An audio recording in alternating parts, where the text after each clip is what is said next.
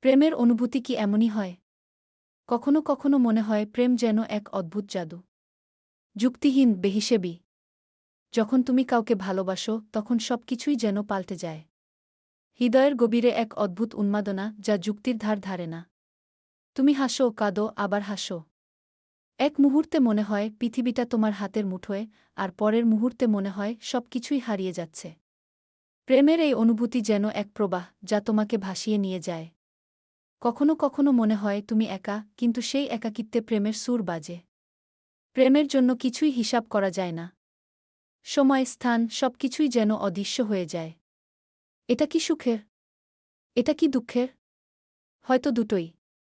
প্রেমের অনুভূতি এমনই যা আমাদের জীবনের প্রতিটি কোণে ছড়িয়ে পড়ে। প্রেমে পড়া মানে জীবনকে নতুন করে দেখা, নতুন করে অনুভব করা। প্রেমের এই অদ্ভুত অনুভূতি যা আমাদেরকে জীবনের গভীরতা বুঝতে সাহায্য করে।